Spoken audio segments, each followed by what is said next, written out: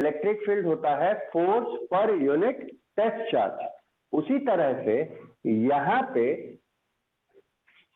ये वाले चार्ज को हम मूव करा रहे थे यहां से यहां, है ना, तो उस चार्ज की वैल्यू से अगर हम चेंज इन पोटेंशियल एनर्जी को डिवाइड कर दें, है ना,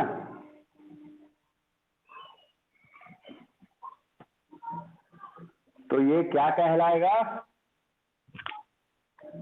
तो ये कहलाएगा change in electric potential del V या फिर डी वी। पोटेंशियल डिफरेंस भी एग्जैक्टली पोटेंशियल मतलब एग्जैक्टली कोई एक पर्टिकुलर पॉइंट का नहीं होता, वो दो पॉइंट्स के बीच का कंपैरिजन होता है, ठीक है। कभी भी एब्सोल्यूट पोटेंशियल डिफाइन नहीं किया जाता है, हमेशा किसी न किसी पॉइंट के रिस्पेक्ट में ही किसी एक पॉइंट का पोटेंशियल डिफाइन किया जाता है, इसीलिए हम पोटेंशियल डिफरेंस की बात करते हैं, ठीक है। तो change in potential energy per unit charge की बात करें, या क्योंकि यही पोटेंशियल एनर्जी क्या था, work done by external force था, तो work done by external force per unit test charge या पर यूनिट चार्ज सिंपली भी बोल सकते हैं, वो क्या हो जाएगा, चेंज इन पोटेंशियल डिफरेंस होगा, ठीक। तो जहां जहां चेंज इन पोटेंशियल एनर्जी लिखे हुए हैं सब जगह अगर हम Q से डिवाइड कर दें, इस वाले को छोड़ देते हैं क्योंकि जीरो करके गायब कर दिया था, तो जैसे जैसे ये लिखा है उसी हिसाब से हम पोटेंशियल डिफरेंस को भी मेंशन कर सकते हैं। ये हो जाएगा VF माइनस VI, मतलब potential difference between final point and initial point, या फिर potential difference between point C and infinity, या फिर simply potential at point C भी लिख सकते हैं, ठीक है, क्लियर है।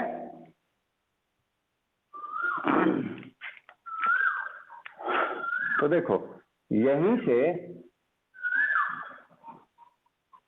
कुछ ऐसा ही डेफिनेशन हम लोग क्लास 10th में पढ़ते हैं इलेक्ट्रिक पोटेंशियल का, कि work done per unit charge in moving a charge from one point to another point is called potential difference between those points। 10वां का किताब उठा के देखना, कुछ ऐसा ही डेफिनेशन मिलेगा, कुछ है ना। तो अब देखो पहले तो हम इसको पकड़ते हैं वर्क डन वाले को, तो क्लास 10th के हिसाब से वर्क डन बाय चार्ज क्या हो गया, पोटेंशियल हो गया, है ना। और एग्जैक्टली 12th के लेवल पे आके बात करें तो ये क्या है, this is potential difference actual में, है ना। तो यहां से वर्क डन क्या मिलेगा हमको, Q इंटू V मिलेगा, तो ये V एक्चुअल में क्या है, पोटेंशियल डिफरेंस है ना, तो Q इंटू डेल V लिख सकते हैं इसको, है ना, मतलब Q into final potential minus initial potential लिख सकते हैं, लिख सकते हैं ना, इस बात में कोई दिक्कत।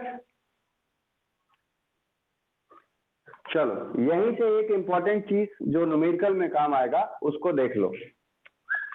मान लो हमारे पास दो पॉइंट्स हैं, ठीक, पॉइंट 1 पॉइंट 2, पॉइंट 1 पे पोटेंशियल है V1, पॉइंट 2 पे पोटेंशियल है V2, ठीक है। तो कोई चार्ज है Q जिसको एक बार हम 1 से 2 लेके जाएंगे तो वर्क डन कैसे इंडिकेट होगा, W12, और एक बार हम लोग 2 से 1 लेके आएंगे तब वर्क डन कैसे इंडिकेट होगा, 21, है ना, यही ना होगा। तो देखो जब 1 से 2 जा रहे हैं तो फाइनल पॉइंट किसको कहेंगे, 2 को, इनिशियल पॉइंट किसको कहेंगे, 1 को, है ना। तो इस केस में जो वर्क डन डिफाइन होगा W12 वो क्या हो जाएगा, Q into final potential minus initial potential, मतलब V2 माइनस V1, है ना। और W21 अगर डिफाइन करना हो तो क्या होगा, जब 2 से 1 आएंगे तो अब फाइनल पॉइंट क्या होगा, फर्स्ट, इनिशियल पॉइंट क्या होगा, सेकंड। तो यहाँ पे क्या लिखेंगे, 1 माइनस 2 लिखेंगे, है ना। इस बात में कोई दिक्कत। तो देखो इसको और एक तरीके से लिख सकते हैं, Q 2 माइनस 1 था ना, तो V2 1 लिख दो। ये 1 माइनस 2 है ना, तो V1 2 लिख दो, है ना। तो जो बाद में लिखा है उसको घटाएंगे। तो यहाँ 1 बाद में लिखा था तो V1 घटा, यहाँ 2 बाद में लिखा है तो V2 घटा। ये याद रखने का अपना जुगाड़ है, ठीक है। इसमें कोई दिक्कत। बाकी बच्चा बोलो।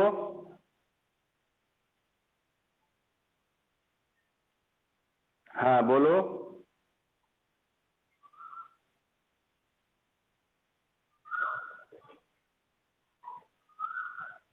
देखो बाबू, हम भी कंफ्यूज होते हैं राजेश और राकेश में, शिवम और शुभम में। तो कंफ्यूजन का एकमात्र उपाय है, पूछो क्या, रट जाओ कि इलेक्ट्रिक पोटेंशियल एनर्जी को कैपिटल U से इंडिकेट करेंगे और पोटेंशियल या पोटेंशियल डिफरेंस को V से इंडिकेट करेंगे, ठीक है। और दूसरा जुगाड़ है इसमें याद रखने का कि पोटेंशियल का यूनिट होता है वोल्ट, और चूंकि पोटेंशियल एनर्जी एनर्जी है इसलिए इसकी यूनिट होगी जूल, है ना। तो पोटेंशियल का यूनिट क्या हुआ, वोल्ट हुआ, तो वोल्ट का V, तो V उसका सिंबल भी होता है पोटेंशियल डिफरेंस का, ठीक है। तो वोल्ट को V से लिखते हैं तो बाय डिफॉल्ट याद रहेगा कि एनर्जी, पोटेंशियल एनर्जी को U से लिखते हैं, है ना। क्लियर है। चलो यहां तक के किसी भी पॉइंट में किसी को कोई दिक्कत है इस पूरे कैलकुलेशन में।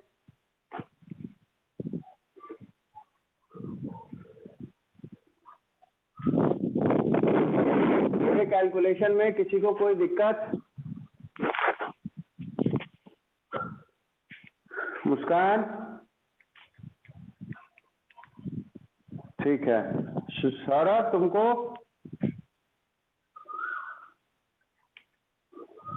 चलो अब इसी पे, इस कैलकुलेशन पे एक छोटा सा एग्जाम्पल देख लो और फटाफट हमको बताना जरा।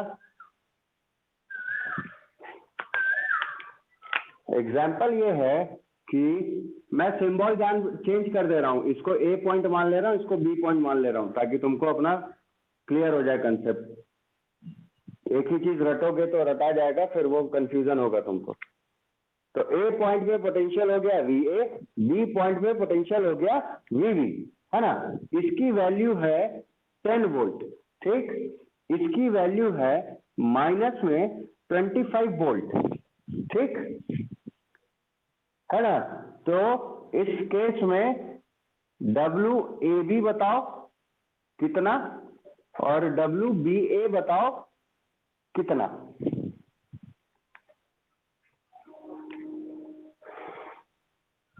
जल्दी से बताओ तो।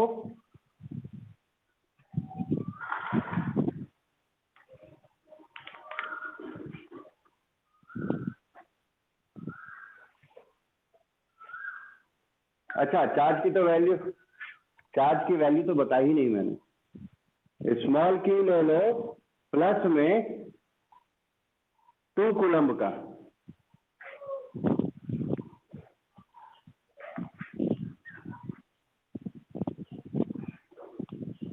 नहीं प्लस माइनस का अंतर आएगा। अच्छा लड़ो मत, फॉर्मूला क्या होगा, 2 इंटू A से B जा रहे हैं ना, तो फाइनल हो गया B, तो हो जाएगा B माइनस A, यही ना होगा। तो -35 हो जाएगा ये, तो -70 जूल हो गया, यही ना। और जब B से A आएंगे तो क्या होगा, दिस माइनस दिस करेंगे, तो 10 माइनस 25 मतलब +35, तो ये हो जाएगा 2 और +35, तो +70 जूल। तो आने जाने में टोटल वर्क डन कितना हुआ? 0। इसीलिए इलेक्ट्रोस्टैटिक फोर्सेस जो हैं वो कंजर्वेटिव फोर्स कहलाते हैं, क्योंकि ये एक राउंड जर्नी में, मतलब एक बार जाना एक बार आना, टोटल वर्क डन 0 करते हैं। इसीलिए इलेक्ट्रोस्टैटिक फोर्सेस हैं, ग्रेविटेशनल फोर्सेस हैं, इन सब को कंजर्वेटिव फोर्सेस कहा जाता है। ठीक। फ्रिक्शन,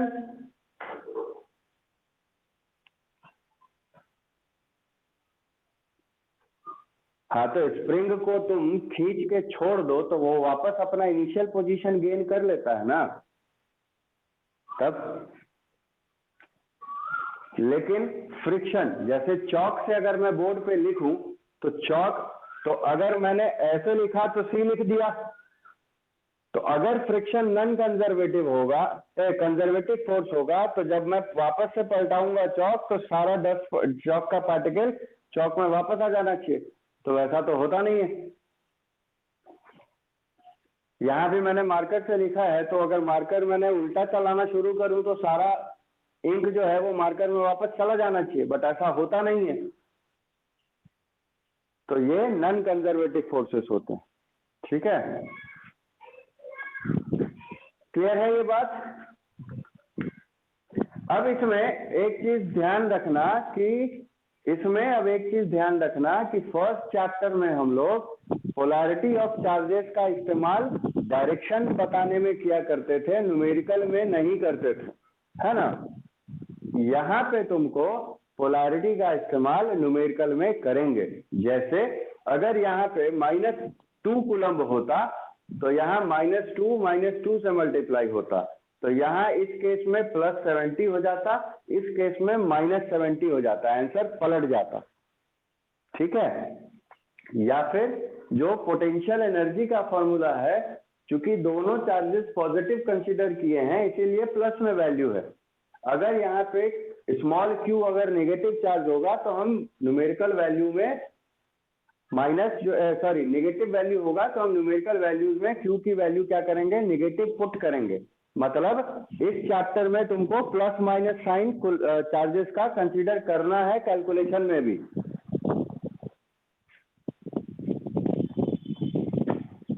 बात उसकी नहीं कर रहे हैं अभी, यहाँ न्यूमेरिकल में पोलैरिटी यूज करेंगे उसकी बात कर रहे हैं। ठीक है। और जब अट्रैक्शन होगा तो उस समय डेफिनेशन ही बदल जाएगा पूरा। यहाँ तुमको अपने आप माइनस साइन उस हिसाब से फिर अपीयर हो जाएगा।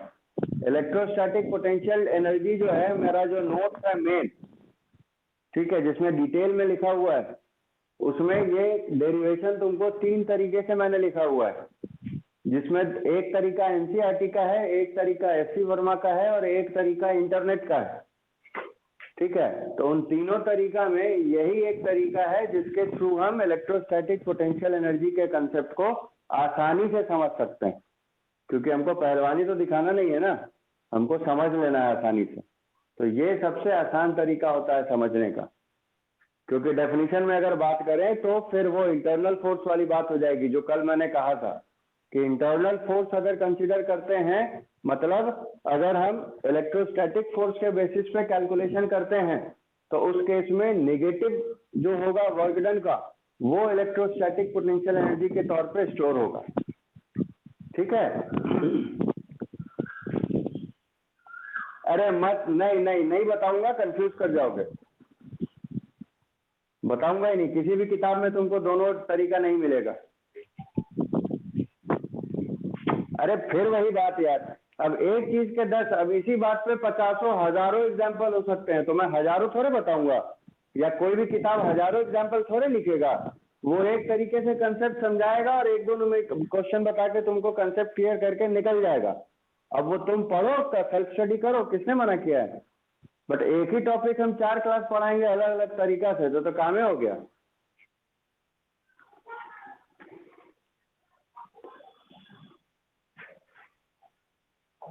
एक ही डेरिवेशन के कई तरीके होते हैं, तो सारा डेरिवेशन का तरीका थोड़े पढ़ते हैं हम, एक तरीका पढ़ते हैं और आगे बढ़ जाते हैं। तुमको बहुत पढ़ने का मन है तो किताब से पढ़ो, मेरे नोट्स में ही 3 तरीके से लिखा हुआ है, उसको पढ़ो। उसमें हम ये करेंगे कि तुमको कहीं दिक्कत होगा तो हम उसमें तुमको असिस्ट करेंगे, ठीक है। एनसीईआरटी में तुमको इतना कुछ मिलेगा ही नहीं तब, तो एनसीईआरटी के हिसाब से पढ़ाना बहुत आसान काम है, ठीक है। तो बहुत ज्यादा समुंदर में मत उतरो, हमको समझदारी दिखाते हुए टॉपिक भी, अंडरस्टैंडिंग टॉपिक की क्लियर करनी है और फिर आगे भी बढ़ना है। तो एक ही टॉपिक में रिसर्च करने लग जाएंगे तो पीएचडी थोड़े करना है, 12th ना करना है अभी। इस तरीके से कैलकुलेशन क्लियर है। बाकी दो तरीका मेरे नोट्स में है, मुस्कान और दिव्यांशु, उसको पढ़ना। अगर दिक्कत आएगी तो पर्सनली बात करना, हम बिल्कुल समझाएंगे उसको, ठीक है, मना नहीं कर रहे हैं, लेकिन क्लास में नहीं बताएं। मैं कई बार भेज चुका हूं, तुमने कुछ दिन पहले भी मांगा था और मैंने उस समय भी दिया है।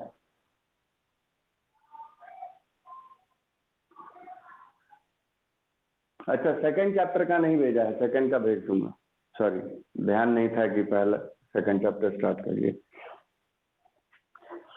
अरे ठीक है, अन्य से सभी डिस्कशन में टाइम वेस्ट मत करो, एक तो ऑनलाइन क्लास कर रहे हैं, ठीक है। ऑफलाइन में जितनी देर बैठ के बात करना करो। मुद्दा ये है, ये सारा चीज क्लियर है। चलो इसमें अब एक दो बात और देख लो। जैसे एक सवाल इसने पूछा था, छुटकी ने, आदर्श, कि वो जो पोटेंशियल एनर्जी है वो जाएगा कहाँ, है ना।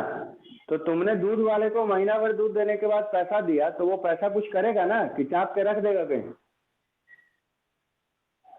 तो उस एनर्जी को अपने काम में यूज करेगा, उसको भी 10 तरह का सामान खरीदना है। तो जब ये चार्ज यहां से यहां आएगा, है ना, तो इतना पोटेंशियल एनर्जी स्टोर हो गया सिस्टम का। जैसे ही हम इस एक्सटर्नल फोर्स को रिमूव कर देंगे उस चार्ज पर से, तब यही पोटेंशियल एनर्जी उस चार्ज को वापस से इस पॉइंट से इंफिनिटी की तरफ धकेलने में काम करेगी, खर्चा होगी, ठीक। तो पोटेंशियल एनर्जी पॉजिटिव होगा कि निगेटिव होगा, इसका भी अपना अपना मतलब होता है, ठीक है। अगर पोटेंशियल एनर्जी निगेटिव है, मतलब एक चार्ज निगेटिव है, तो कभी भी ये धकेल के उधर नहीं भेजेगा, ये अपने पास ही पकड़ के रखेगा, ठीक है। इसीलिए फिजिकल केमिस्ट्री में पढ़े हो अगर, याद है तो, कि इलेक्ट्रॉन का जो total potential energy, total energy होती है, दैट इज नेगेटिव होती है वो, क्योंकि जैसे ही उसकी एनर्जी जो है वो पॉजिटिव होगी, वो न्यूक्लियस को छोड़ के भाग जाएगा, एटम को छोड़ के अनस्टेबल हो जाएगा वो, ठीक है। तो पोटेंशियल एनर्जी का पॉजिटिव होना और निगेटिव होना, उन सबके अपने अपने मायने हैं, ठीक है। हम एक एवरेज वैल्यू पढ़ के छोड़ देते हैं उसको, अब फिर कैलकुलेशन जब करते हैं न्यूमेरिकल के थ्रू, तब हमको कुछ और नई बातें पता चलती। जैसे पोटेंशियल एनर्जी पॉजिटिव निकलेगा तब क्या होगा, तो उस केस में ये पोटेंशियल एनर्जी खर्चा होगा वापस से रिपेल करने में, ठीक है।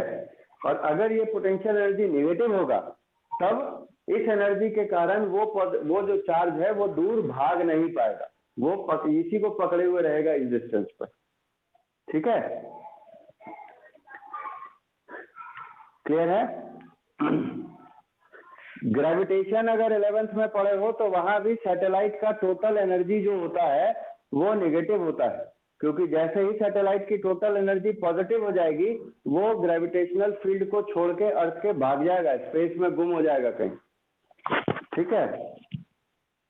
तो ये सब जो सवाल आते हैं उनको बुक में ये सब चीजें लिखी हुई होती हैं। तो मेरा पर्सनल एडवाइस है कि सेल्फ स्टडी किया करो, ठीक है। किताब से अच्छा टीचर कोई नहीं है, ये याद रखना। दूसरी बात, बड़ा बड़ा फोन रखे हुए हो तो गूगल पे अलग अलग चीज देखने से बढ़िया है, और एमएक्स पे वेब सीरीज देखने से अच्छा है कि इस टाइप के जो सवाल दिमाग में आते हैं उनको उस पर टाइप करके सर्च किया करो, ठीक है। ये भी टाइप करके सर्च करो कि what happens when potential energy becomes positive, what happens when potential energy becomes negative. ठीक है, तो तुमको उस पर तरह तरह के जवाब मिलेंगे अलग अलग वर्ड्स में, तो उससे तुम्हारी अंडरस्टैंडिंग और क्लियर होगी, और कहीं कंफ्यूजन होगा तो हम हैं। ठीक है, क्लियर है कि? चलो अब छोटा छोटा एक दो पॉइंट है वो देख लो। क्योंकि मैंने अभी यहाँ पे बोला कि अगर चार्ज का पोलैरिटी चेंज होता तो उसका वैल्यू चेंज होता है ना।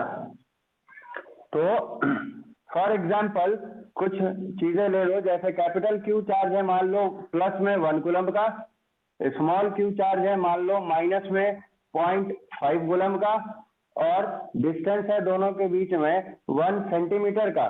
तो इस केस में जो टोटल पोटेंशियल एनर्जी होगा इसका वो कितना हो जाएगा, के की वैल्यू हो जाएगी 9 × 10⁹, कैपिटल क्यू हो गया 1, स्मॉल क्यू हो गया माइनस में 0.5 है ना, और डिवाइडेड बाय 1, तो सेंटीमीटर में है तो क्या करेंगे 10⁻² से मल्टीप्लाई कर देंगे है ना। तो ये सॉल्व करेंगे तो ये क्या हो जाएगा, माइनस साइन यहाँ अपीयर होगा, और जो भी न्यूमेरिकल वैल्यू आएगी उतने जूल का आंसर है ना होगा।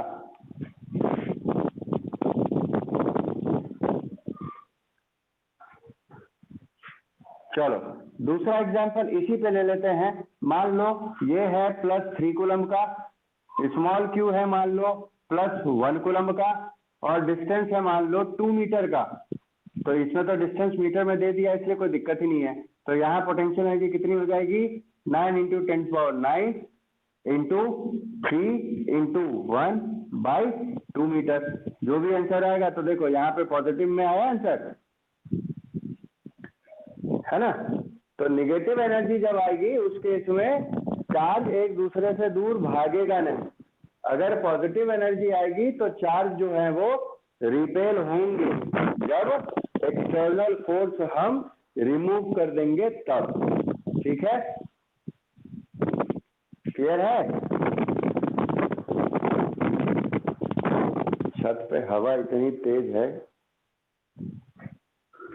चलो अब एक और बात सबसे ज्यादा जरूरी, निगेटिव आदमी कभी मोटिवेट करता हुआ दिखता है, और पॉजिटिव आदमी जो होगा वो कभी तुमको फ्रस्ट्रेट नहीं करेगा। तो अगर तो यहाँ पे जो हमने ये क्या बात किया था VC है ना, तो उसकी बात कर लो पहले। तो V जो हो जाएगा वो कितना, change in potential energy per unit charge था, या फिर work done by external force per unit charge था। दोनों की वैल्यू कितनी थी, इतनी थी। तो ये क्या हो जाएगा, Q small q by r बटा में स्मॉल q।